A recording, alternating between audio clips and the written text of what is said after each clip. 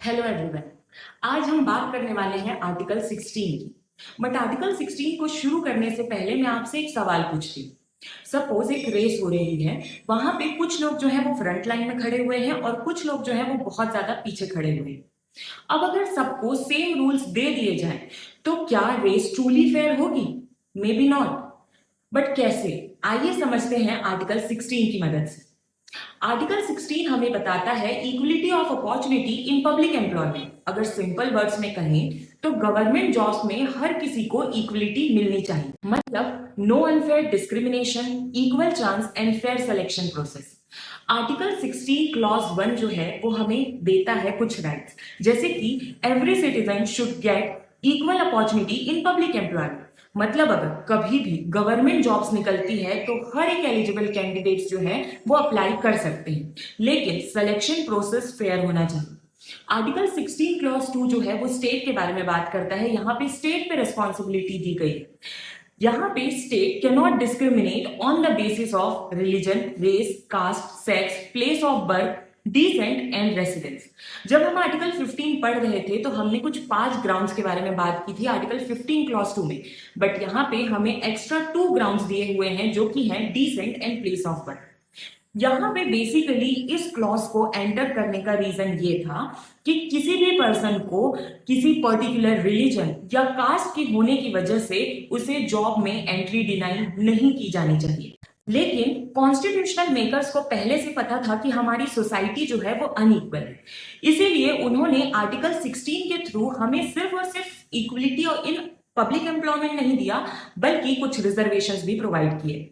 और यहीं से शुरू हुई इंडिया की biggest debate, reservation versus merit.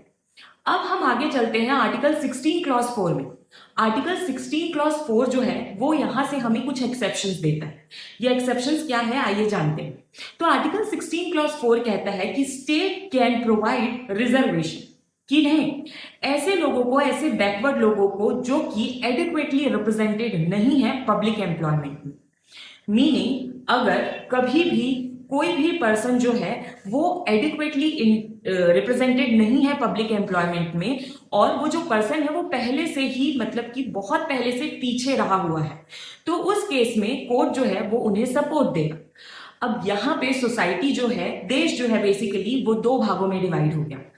एक ग्रुप जो था उन्होंने कहा कि ये जो रिजर्वेशन है ये सोशल जस्टिस है, लेकिन कुछ लोगों ने कहा कि दिस किल्स मेरिट। अब यहाँ पे अगर आपको आर्टिकल 16 क्लॉज 4 समझना है तो इसके लिए हमें एक केस समझना होगा, और वो केस था Indira Sahni versus union of India का। इस केस के थ्रू हुआ ये कि देखो 1990 में गवर्नमेंट ने मंडल कमीशन लागू किया।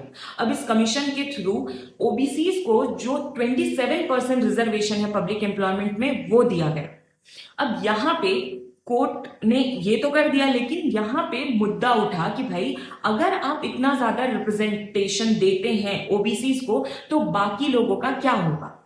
कोर्ट का जो ये केस है वो पहुंचा इंडिया की सबसे अपर कोर्ट में, जो कि है सुप्रीम कोर्ट ऑफ इंडिया में। जब केस यहां पे पहुंचा तो बेसिकली हुआ ये कि कोर्ट ने कहा आपने रिजर्वेशन दिया, कोई दिक्कत नहीं है, वो रिजर्वेशन बिल्कुल वैलिड है, लेकिन अगर आप रिजर्वेशन दे रहे हैं तो उस रिजर्वेशन में कुछ लिमिट भी होनी चाहिए। इसीलिए कोर्ट ने, सुप्रीम कोर्ट ने 50% कैप प्लस क्रीमी लेयर का कंसेप्ट जो है वो इंट्रोड्यूस किया। कोर्ट ने कहा आप जो ओबीसीज हैं उन्हें रिजर्वेशन प्रोवाइड कर सकते हैं, लेकिन ये जो रिजर्वेशन होना चाहिए वो ऐसा नहीं होना चाहिए कि वो बहुत ही ज्यादा एक्सेसिव। और यहाँ पे इस क्लॉज को एंटर करने के पीछे का रीजन ये था कि रिप्रेजेंटेशन अलाउड है, बट उसमें लिमिट होना बहुत ही ज्यादा इंपॉर्टेंट है। इसके बाद एक और क्लॉज इंसर्ट किया गया, आर्टिकल 16 क्लॉज 4A। अब इस क्लॉज को इंसर्ट करने के पीछे का रीजन हुआ ये कि जो गवर्नमेंट है वो एसटीज और एससीज को एम्प्लॉयमेंट में प्रमोशन के लिए रिजर्वेशन देना चाहती थी। वो चाहती थी कि वो एसटीज और एसटीज को हेल्प कर सके, लेकिन यहाँ पे कुछ लोगों का कहना यह था कि भाई जो रिजर्वेशन होना चाहिए वो सिर्फ मेरिट पे बेस होना चाहिए। इसी वजह से गवर्नमेंट ने 77th अमेंडमेंट के थ्रू एक क्लॉज इंसर्ट किया, आर्टिकल 16 क्लॉज 4A। इस अमेंडमेंट के थ्रू जो एसटीज थे और जो एससीज थे उन्हें रिजर्वेशन प्रोवाइड किया गया था प्रमोशन के लिए।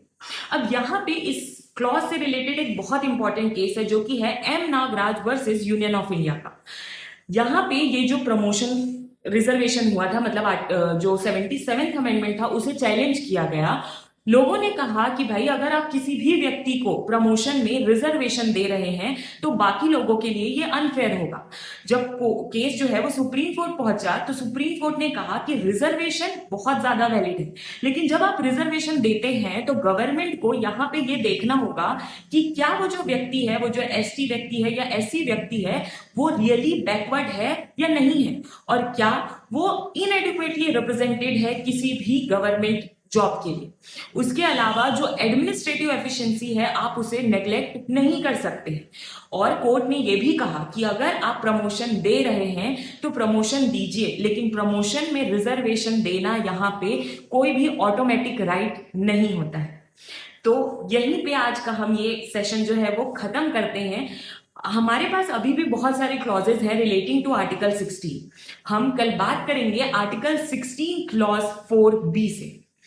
बाकी आप इस चैनल को सब्सक्राइब कीजिए, बेल आइकन दबाइए और यहाँ पे आपका ये जो वीडियो है इसे लाइक कीजिए।